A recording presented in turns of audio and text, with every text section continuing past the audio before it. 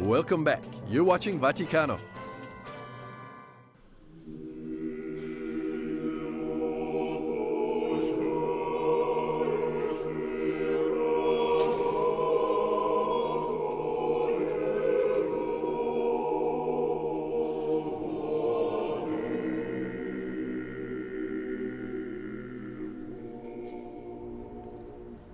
The Trinity Lavra of St. Sergius is the spiritual center of the Russian Orthodox Church. Lavra means convent. It's located in the town of Sergiev Posad, about 40 miles northeast of Moscow. St. Sergius arrived here to lead a simple, solitary monastic life. But God had other plans, transforming the small Sergius monastic community into the center of Russian Orthodox spirituality. And since then, countless pilgrims of all ages and social statuses have been coming here to find a spiritual refuge. St. Sergius was once told by God in a vision that he would have as many followers as the birds circling above Lavra. Lavra has never lacked vocations, and even today, after 70 years of state atheism, the community counts 120 monks and 700 students in its theological academy. Archimandrite Makary is a medieval historian and a member of the St. Sergius Brotherhood. He knows the life of St. Sergius better than any other living man. From the chronicles of his life, it is known that even before his birth, when his mother, the pious Maria, was in the liturgical service, during the cherubic song, the child shouted 3 times, even though not yet being born, and biographers give this special importance because at the time he was already the vessel of the life-giving Trinity. On the 3rd of May, 1319, the future St. Sergius was born and his parents gave him the name Bartholomew. As a child, Bartholomew had difficulty in his studies until a wonderful thing occurred. But one day an angel appeared to him in the form of an old man. He blessed him to read the Psalter, and initially he felt very uncomfortable because studies was not his strength. But an old man blessed him, and after that everything was straightened out and went well.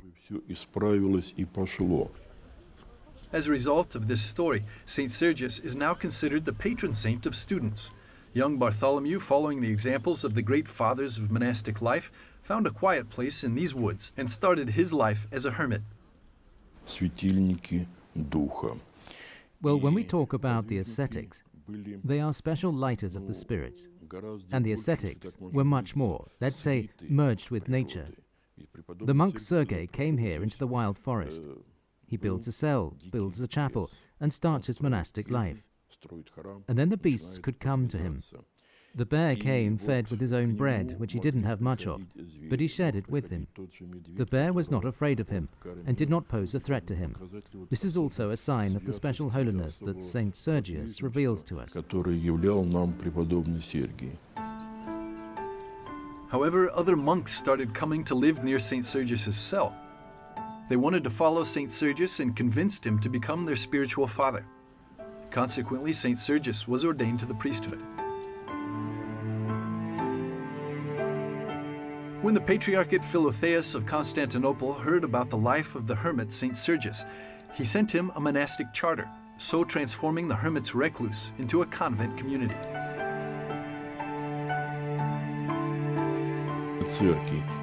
And in this respect, Venerable Sergius is not the founder of monasticism in Moscow, Rus, but of course, during his time, Moscow, Rus was adorned with monasteries, thanks primarily to St. Sergius. Благодаря прежде всего преподобному Сергию.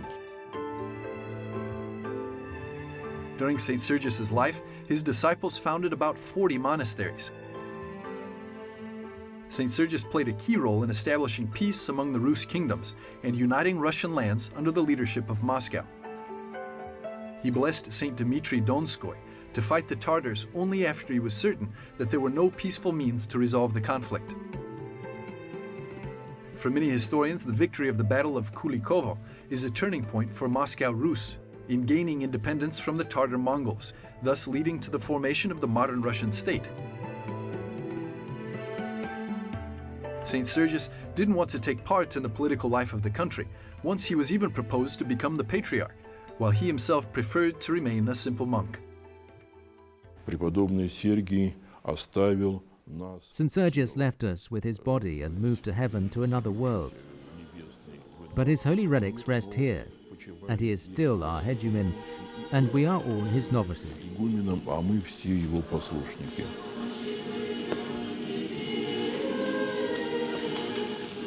St. Sergius left his disciples with one main decree, which was to welcome all who come to Lavra. And indeed today, pilgrims come to Lavra every day to pray before the relics of St. Sergius. As Archimandrite Makari says, everyone comes with their own petition, either pilgrim or tourist, and everyone finds what they're seeking.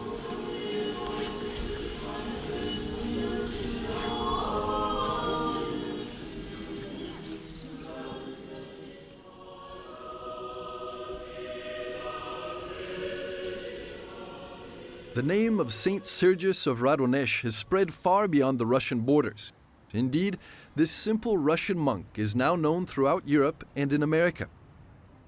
In the period of the Second Vatican Council, Saint Sergius was recognized as a saint by the Catholic and Episcopalian churches. What were the motives? To answer this question, we caught up with an expert of Eastern spirituality of the same name, Sergio Mercanzin. I motivi sono che, specialmente The reason is that, especially after the Council of Ferrara-Florence, where a certain unity was established, unfortunately for a short time, the two churches, the Western and the Eastern, that's to say the Catholic and the Orthodox, recognized the saints. One church recognized the saints of the other. So there was a common sanctoral and martyrology. Then, after the Second Vatican Council, the Catholic Church opened up even more to the saints of other churches and to the Orthodox saints in particular. chiese, in particolare i santi ortodossi. Sergio says that Saint Sergius of Radonesh was the first Russian mystic saint. His way of life adhered closely to the mystery of the Holy Trinity, and this mysticism inspired Saint Andrei Rublev to write one of the finest iconic representations of the triune God. This icon, as Andrei Rublev painted it, leaves out Abraham and Sarah and focuses on the three characters, who, according to tradition, are the first manifestation of the Holy Trinity. Someone says that the three characters are represented in a specific position, by which they decide the incarnation of the Son. L'incarnazione del Figlio.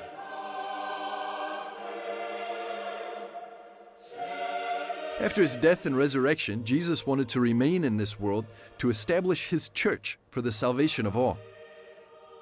Mi piace ricordare quello che By contemplating the Holy Trinity, we overcome the odious division of this world. divisione del mondo.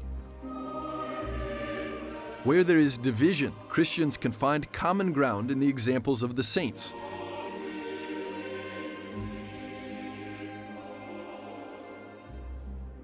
From the close relationship between Catholic and Russian Orthodox Christians, we discover the steps towards unity.